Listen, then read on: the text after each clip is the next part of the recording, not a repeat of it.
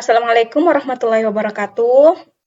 Perkenalkan, nama saya Nur Islamiati dengan NIM 216500007. Di sini saya akan mereview materi dari mata kuliah keamanan komputer tentang kriptografi.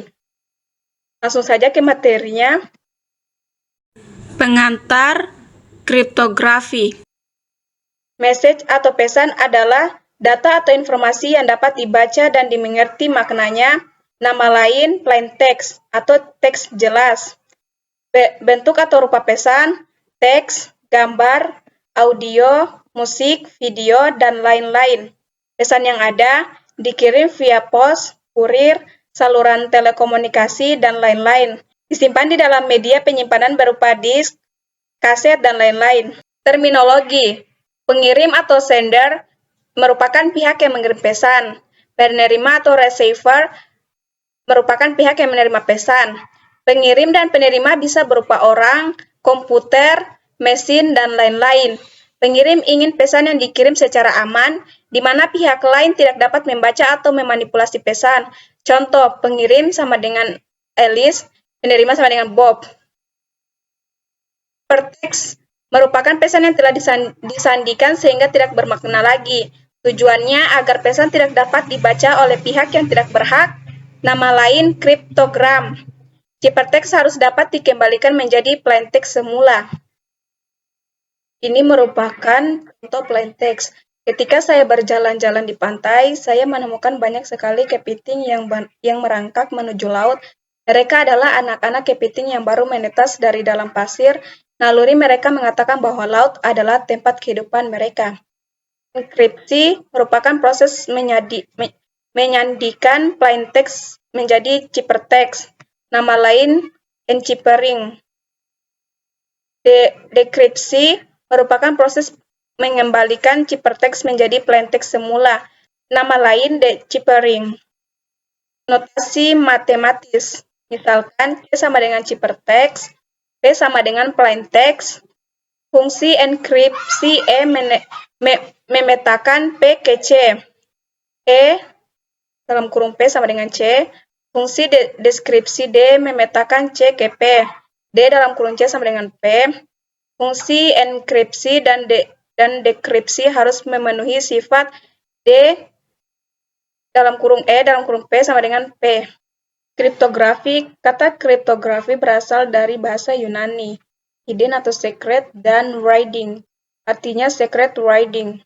Definisi lama, kriptografi adalah ilmu dan seni untuk menjaga kerahasiaan pesan dengan cara menyandikannya ke dalam bentuk yang tidak dapat dimengerti lagi maknanya. Definisi baru. Kriptografi adalah ilmu dan seni untuk menjaga keamanan pesan message. Algoritma kriptografi atau cipher. Aturan untuk enciphering dan deciphering atau fungsi matematika yang digunakan untuk enkripsi dan dekripsi pesan. Encoding vs decoding. Encoding merupakan transformasi dari plain text menjadi kode. Decoding merupakan transformasi kebalikan dari kode menjadi plain text.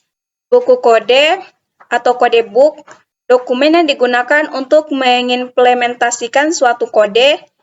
Buku kode terdiri dari tabel lookup atau lookup tabel untuk encoding dan decoding kode breaker. Orang yang memecahkan kode atau untuk menemukan plain text. Terminologi kunci atau key. Kunci merupakan parameter yang digunakan untuk transformasi enciphering dan deciphering. Jika kekuatan kriptografi ditentukan dengan menjaga kerahasiaan algoritmanya, maka algoritma kriptografinya dinamakan algoritma restricted. Algoritma restricted tidak cocok lagi saat ini. Kriptografi modern mengatasi masalah ini dengan menggunakan kunci. Kunci bersifat rahasia atau secret, sedangkan algoritma kriptografi tidak rahasia atau public. Enkripsi dan dekripsi dengan kunci. Enkripsi EK dalam kurung P sama dengan C. Harus dipenuhi DK dalam kurung EK dalam kurung P sama dengan P. Dekripsi DK dalam kurung C sama dengan P. Kriptologi. Kriptologi merupakan studi mengenai kriptografi dan kriptanalisis. Persamaan kriptografi dan kriptanalis, keduanya sama-sama menerjemahkan ciphertext menjadi plaintext. Perbedaan kriptografer dan kriptanalis: pertama, kriptografer bekerja atas legitimasi pengiriman atau penerima pesan. Kedua, kriptanalis bekerja tanpa legitimasi pengiriman atau penerima pesan. Sejarah kriptografi. Kriptografi mempunyai sejarah yang panjang. Tercatat bahasa Mesir 4.000 tahun yang lalu menggunakan hieroglif yang tidak standar untuk menulis pesan. Kriptografi kunci simetri. Simetri key kriptografi. Kunci enkripsi sama dengan kunci dekripsi. Istilah lainnya, kunci simetri, kunci privat, kunci rahasia atau secret key. Algoritma kriptografinya disebut algoritma simetri. Istilah lainnya, algoritma konvensional. Sejarah kriptografi. Perang Dunia Kedua, pemerintah Nazi Jerman membuat mesin enkripsi yang dinamakan Enigma. Enigma cipher berhasil dipecahkan oleh pihak sekutu. Keberhasilan memecahkan Enigma sering dikatakan sebagai faktor yang memperpendek Perang Dunia Kedua. Kriptografi kunci asimetri. Asimetri key kriptografi. Kunci enkripsi tidak sama dengan kunci dekripsi.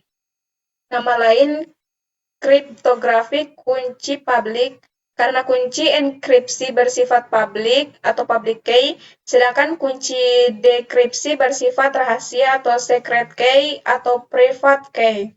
Ini merupakan symmetric key algoritma.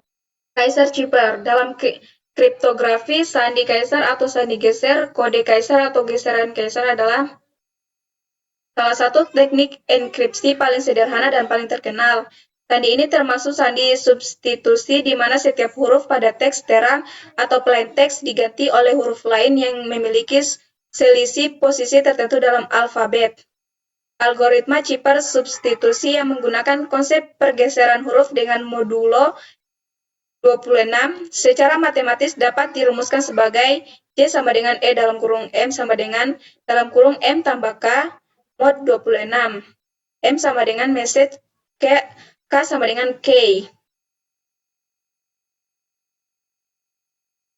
Wigner cipher. Wigner cipher adalah suatu algoritma kriptografi klasik yang ditemukan oleh Giovan Battista Belaso.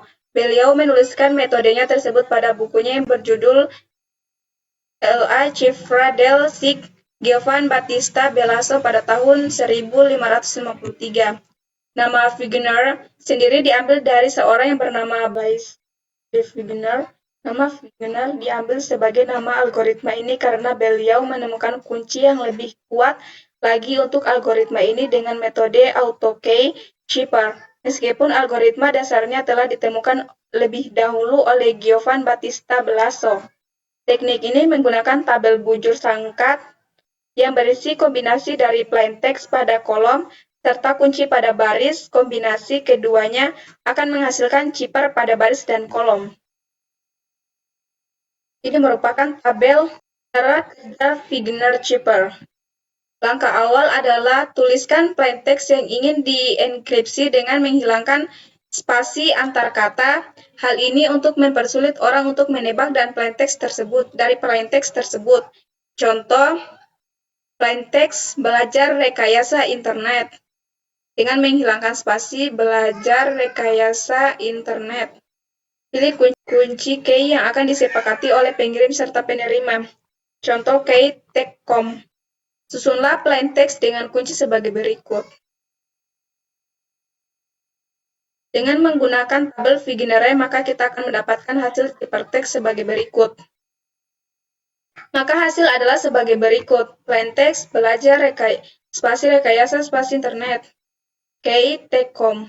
Ciphertextnya adalah seperti ini. Ini merupakan contoh aplikasi simulasi Wigner cipher menggunakan Visual Basic. Data Encryption Standard atau DES dikembangkan di IBM pada tahun 1972 berdasarkan pada algoritma Lucifer yang dibuat oleh Horst Feistel, disetujui oleh NBS setelah penilaian kekuatannya oleh National Security Agency atau NSA Amerika Serikat. DES termasuk ke dalam kriptografi kunci simetri dan tergolong jenis cipher block. DES beroperasi pada ukuran blok 64 bit. Panjang kunci eksternal sama dengan 64 bit atau sesuai ukuran blok, tetapi hanya 56 bit yang dipakai atau 8 bit paritas tidak digunakan. Setiap blok atau plaintext atau ciphertext dienkripsi dalam 16 putaran. Setiap putaran menggunakan kunci internal berbeda. Kunci internal 56 bit dibangkitkan dari kunci eksternal. Setiap blok mengalami permutasi awal atau IP, 16 putaran enchippering dan inversi pemutaran awal IP1. Pembangkitan kunci internal. Kunci internal sama dengan kunci setiap putaran. Ada 16 putaran, jadi ada 16 kunci internal. K1, K2, sampai K16. Dibangkitkan dari kunci eksternal 64 bit yang diberikan oleh pengguna. Implementasi DES. DES sudah diimplementasi dalam bentuk perangkat keras. Dalam bentuk perangkat keras, DES diimplementasikan di dalam chip. Setiap detik chip ini dapat mengenkripsikan 16,8 juta blok atau 1 GB per detik. Implementasi DES ke dalam perangkat lunak dapat melakukan enkripsi 32.000 blok per detik pada komputer mainframe IBM 3090. Keamanan DES. Keamanan DES ditentukan oleh kunci. Panjang kunci eksternal DES hanya 64 bit, tetapi yang dipakai hanya 56 bit.